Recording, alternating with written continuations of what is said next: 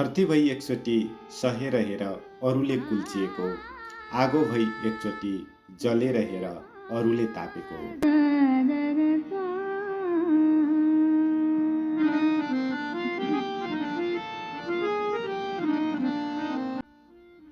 त्यो अत्यास लाग्दो मध्याह्न बाहिर होहल्ला चर्किँदै थियो। घर आसपासका मान्छेहरूको भिड बढ्न थालेको थियो। त्यो भिडले उग्र रूप लिन कति पनि बेर लागेन।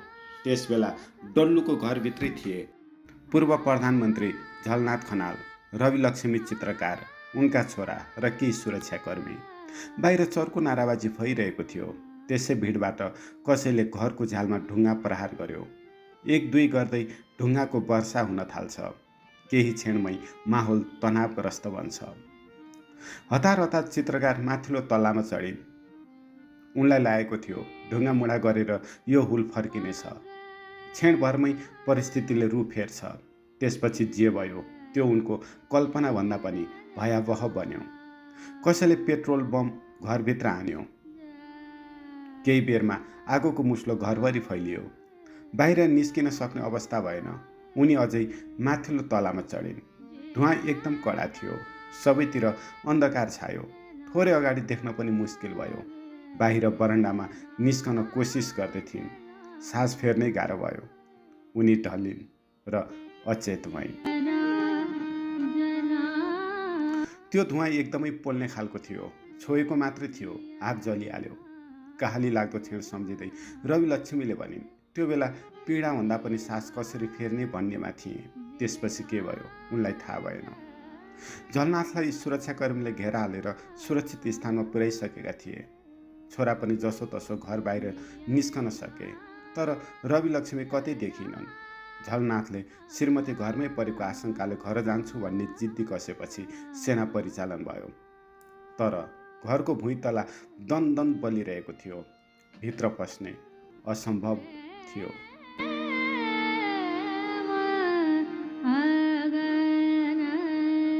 सुरक्षाकर्मीले जुक्ति लगाए छिमेकी घरबाट माथिल्लो तलामा जाने। भर्याङ हालेर माथिल्लो तलामा केही सुरक्षाकर्मी पुगे। तर भीषण धुवाले केही देख्न सकिएन। पानी छम्किँदै खोज्दा घन्टौँपछि बेहोस अवस्थामा रवि लक्ष्मी भेटिन्। त्यति बेलासम्म उनको मुख र हात खुट्टाको भाग जलिसकेको थियो। पानी छम्किएपछि क्षणिक होस फर्कियो। हतार हतार छेउकै छाउनी अस्पताल लगियो। अस्पताल पुग्दा अवस्था जटिल थियो।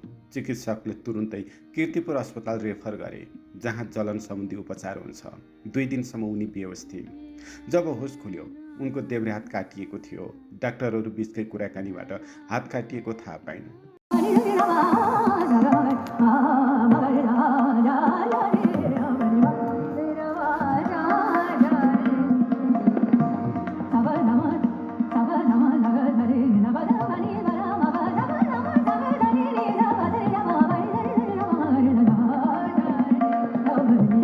त्यस क्षणलाई रवि लक्ष्मीले सम्झिन्। यसो आँखा हाततिर लगिन्। काटिएको थियो तर हात भएकै फिल भइरहेको थियो। उनले भनिन्, गम्भीर जलन र त्यसपछि फोक्सोमा भएको निमोनियाले उनको स्वास्थ्य झन् जटिल बन्यो। परिवारले थप उपचारका लागि दिल्लीको एपोलो अस्पताल लगे। लामो समयको उपचारपछि नेपाल फर्किन्। केही हप्ता अगाडिको कुराकानीमा 24 भदौमा खेपेको काहली लाग्दो क्षण र स्वास्थ्य अवस्थाबारे उनले अनलाइन खबरसँग सेयर गरेकी थिइन्।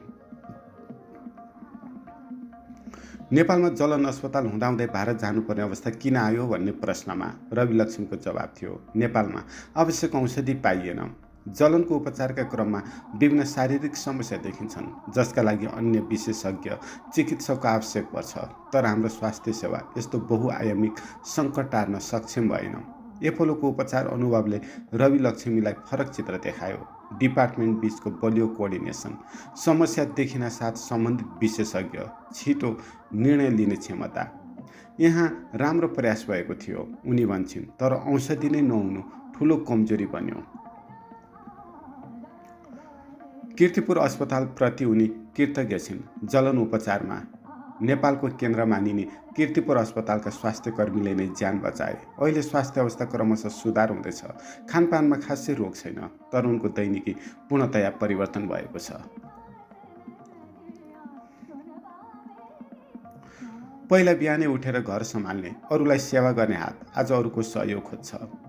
उठ्न हिँड्न दैनिक काम सबैमा अरूको साथ चाहिन्छ। उनी भन्छन् सेवा दिने हातले आज सेवा लिनु परेको छ। जीवनभरको कमाइबाट बनेको घर चल्यो, शारीरिक पीडाले थला परिन्। यति ठुलो त्रासदीपछि पनि रवि लक्ष्मीको मानसिक शक्ति अटुट देखिन्छ। चिन्ता गरेर के गर्नु, जे हुनुभयो हिम्मत बलियो बनाउँदै भन्छन्। फर्केर आउन नसक्ने कुरालाई चिन्ता लिएर कुनै काम छैन। कसरी अगाडि बढ्नुपर्छ भन्ने सोच राखिरहेकी हुन्छु। उनलाई थाहा छ मानसिक रूपमा कमजोर हुँदा घाउ निको हुने सम्भावना कम हुन्छ। त्यसैले उनी आफ्नो मनलाई हिम्मत हार्न दिन्नन्।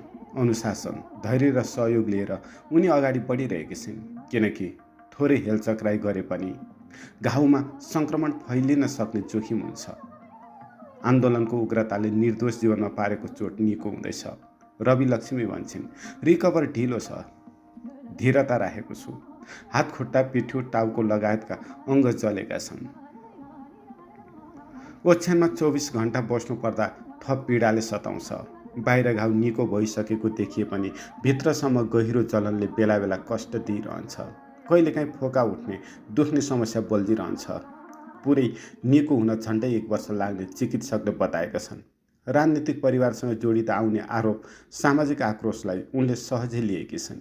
राजनीतिक जीवनमा यस्ता उतार चढाव आउँछन्। उनी आफैलाई सान्त्वना दिँदै भन्छन्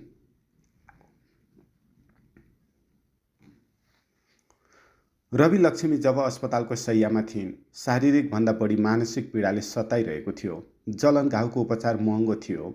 विदेशी मुलुकमा उपचार भइरहेको थियो। आफै उपचार गर्न सक्ने सामर्थ्य थिएन। साथीभाइको अलिअलि सहयोगले उपचार सम्भव भयो। उनको मनको कुरामा गढिएको छ। मनकारी साथीभाइ नभएको भए अहिले यो अवस्थामा हुँदै नै थियो होला। अहिले उनी सोचिरहेकै हुन्छन् लोकतन्त्रपछि 3 दशकको शासनले पनि स्वास्थ्य क्षेत्रमा आवश्यक सुधार ल्याउन सकिएन। यस बीचमा सरकारको पूर्ण उदासीनताले थप पीडा थपेको छ। किनकि उपचारका लागि सरकारले 1 वचन समेत सोधेन। जलेको घरको याद आउँदा रवि लक्ष्मीको आँखा भिजेको हुन्छ। त्यस घर उनका लागि इँटा र सिमेन्टको संरचना मात्र थिएन। त्यो दशकौँका सम्झना, सपना र जीवन यात्राको साक्षी थियो। सबैभन्दा बढी चिन्ता पुस्तकहरूको क्षतिले थियो। पूर्व प्रधानमन्त्री खनालले लेखेका 16वटा किताबहरू, पार्टीको इतिहास सम्बन्धी दुर्लभ दस्तावेजहरू, दुर्लभ पुस्तकहरूको सङ्कलन सबै खरानी भए। त्यस्तो दस्तावेजहरू अब कहाँ पाउने? उनी असहाय स्वरमा भन्छन्। नेताहरूको कमजोरीले पनि यस्तो घटना घट्न सजिलो बनाएको उनको बुझाइ छ। भ्रष्टाचार, नातावाद, जवाबदेहिताको अभाव, यी सबैले जनतामा आक्रोश बढायो। उनी भन्छन् सबै नेता त्यस्तै हुन्छन् भनेर जनताले ठान्न थाले। 2-4 जनाको दम्बले यो अवस्था आयो। रवि लक्ष्मी अहिले कुनै राजनीतिज्ञ होइनन्। शिक्षण पेसामा उनको छुट्टै करियर थियो। आफ्नै मेहनतले जीवन अगाडि बढाइरहेकी थिइन्। तर जेन्जी आन्दोलनले उनलाई छुट्याएन, किनभने उनी एक राजनीतिक परिवारकी सदस्य थिइन्। यत्रो चोट पर्दा राजनीतिक परिवारमा नजोडिएको भए हुन्थ्यो भन्ने लागेन? यो प्रश्नमा उनी भन्छन् सचेत मान्छेले राजनीति गरेन भने कसले गर्छ? देश अगाडि बढाउन राजनीति बिना नै सकिँदैन। उनी केही समय राजनीतिमा पनि जोडिएकी थिइन्। श्रीमान श्रीमतीले राजनीतिमा लाग्दा घर धान्न मुस्किल भयो। अनि उनले राजनीति छोडेर शिक्षण पेसा रोजिन्। जेन्जी आन्दोलनबारे रवि लक्ष्मीको विश्लेषण स्पष्ट छ। राज्यले नागरिकलाई सुरक्षा दिनुपर्ने थियो, तर राज्य प्रमुख दायित्वबाट चुक्यो।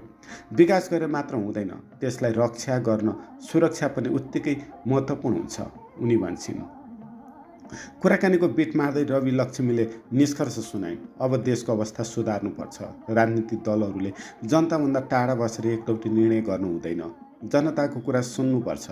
सबै मिलेर देशको हितमा सोच्नुपर्छ।